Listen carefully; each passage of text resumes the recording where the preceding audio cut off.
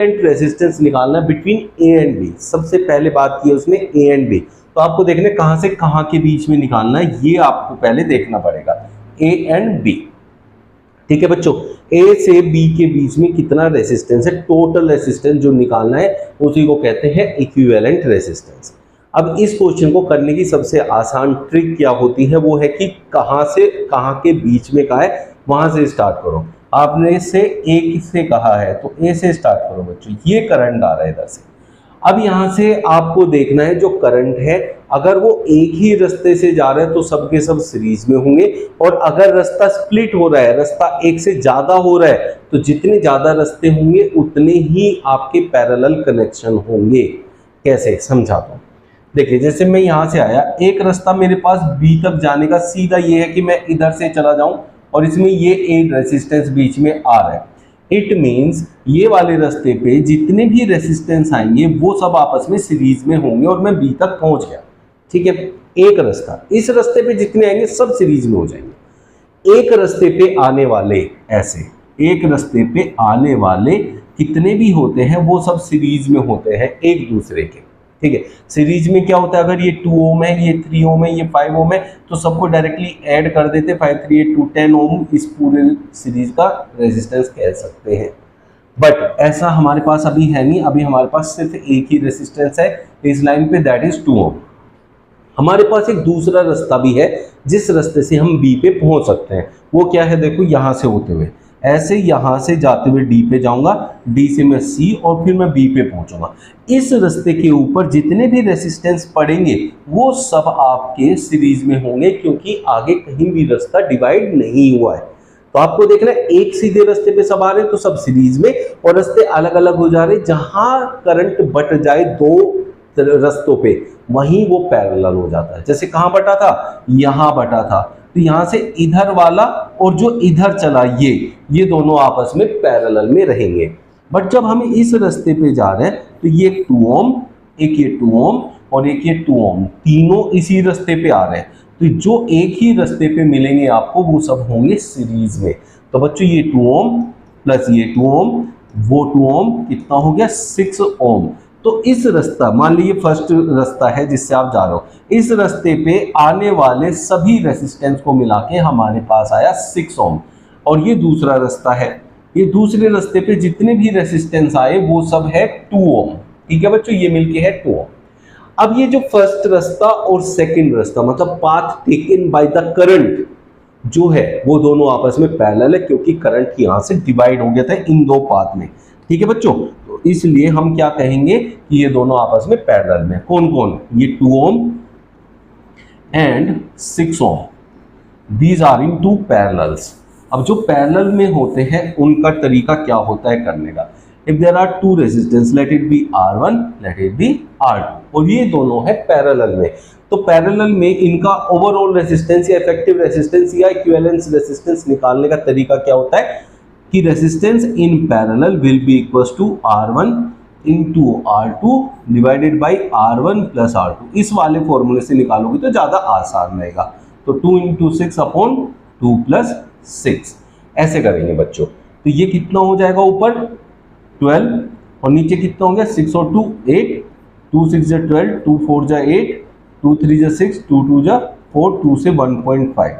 तो overall resistance इस पूरे जो सर्किट डायग्राम है वो आया है आपका 1.5 ओम। क्लियर है बच्चों। अब इसका एक और फॉर्मूला होता है, वो भी मैं आपको बता देता हूं। वो क्या होता है कि 1 upon R parallel is equal to 1 upon R1 plus 1 upon R2। 1 upon R parallel बच्चों, पहला रेसिस्टेंस था 2 और दूसरा रेसिस्टेंस था 6। अब यहाँ एलसीएम लेंगे तो कितना आएगा, 6 आएगा बच्चों। ठीक है, 2 3 जा 6 एंड 6 1 जा 6, दैट इज 4/6। ये क्या है, 1 अपॉन आर पैरेलल है, तो आर पैरेलल क्या होगा, इसका रेसिप्रोकल 6/4 दैट इज 1.5 ओम। तो इस तरीके से भी निकाल सकते हैं, और इसी का एक्सटेंडेड फॉर्म, मतलब दूसरा जो फॉर्मूला बनाया था उससे पहले किया था, उससे थोड़ा आसान होता है इसको निकालना। क्लियर हो गया।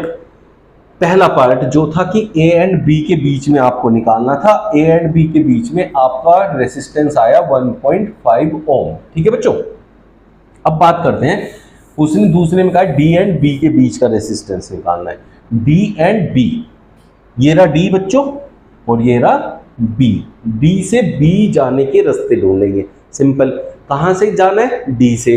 कहां जाना है? बी तक जाना है। जितने भी रास्ते आएंगे उन सबको ले लेंगे। अगर रास्ते अलग अलग हैं तो वो दोनों पैरेलल में हो जाएंगे, अगर एक ही रास्ते पे हैं तो सारे रेजिस्टेंस सीरीज में हो जाएंगे। तो अब मैं डी से जब बी की तरफ जाऊंगा, मेरे पास एक रास्ता तो ये है, first path taken by me, and second path is this, ये सेकंड पाथ हो गया, ठीक है। तो डी से जो रास्ते हैं वो अलग अलग हैं, एक इधर की तरफ और एक इधर की तरफ। इट मींस ये वाला जो पाथ है फर्स्ट जो करंट ले रहा है दैट वन, एंड जो सेकंड वन जो पाथ ले रहा है करंट, दोनों आपस में पैरेलल में होंगे। बट फर्स्ट पार्ट के ऊपर जितने रेसिस्टेंस होंगे वो सब आपस में सीरीज में होंगे। लाइक यहाँ 2 ओम, यहाँ 2 ओम, तो इसमें हो जाएगा 2 + 2 = 4 ओम, क्योंकि सीरीज में जब रहते हैं तब उनका इफेक्टिव रेसिस्टेंस होता है R1 + R2, सीधे सीधे जुड़ जाते हैं, ठीक है। ये फर्स्ट पाथ हो गया। सेकंड पाथ पे क्या हो रहा है? यहां से हम चले हैं, एक रेसिस्टेंस आ गया, फिर चले, एक रेसिस्टेंस आ गया, पाथ बटा नहीं है। देखो ये रास्ता ऐसे जा रहा है, यही यहां से मुड़ के वहां पहुंचा, तो ये और ये सीरीज में होंगे, पैरेलल में नहीं, क्योंकि रास्ता बट नहीं रहा है, वही रास्ता कंटिन्यू हो रहा है, मुड़ा है, बटा नहीं है।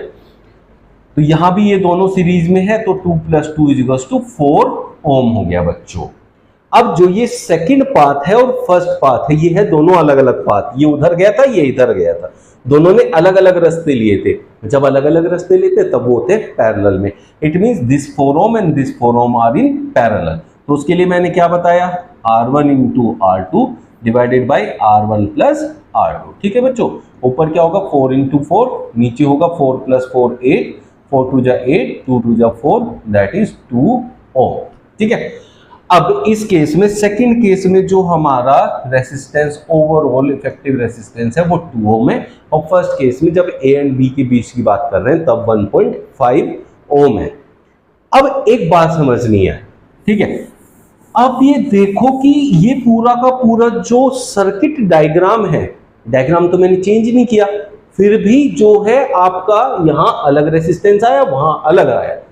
तो इसलिए अरेंजमेंट ऑफ रेसिस्टेंस मायने रखता है जब भी रेसिस्टेंस का डायग्राम आपको दिया होता है। तो ए बी के बीच में रेसिस्टेंस ज्यादा है ऐसा हमें लगेगा, क्योंकि ये इधर से ऐसे बढ़ा आ रहा है, इधर से ऐसे जा रहा है, बट हुआ क्या? ये तो छोटा आया।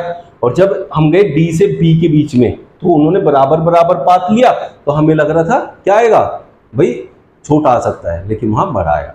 तो इस टाइप से ये छोटी छोटी चीजें इसमें ध्यान रखना।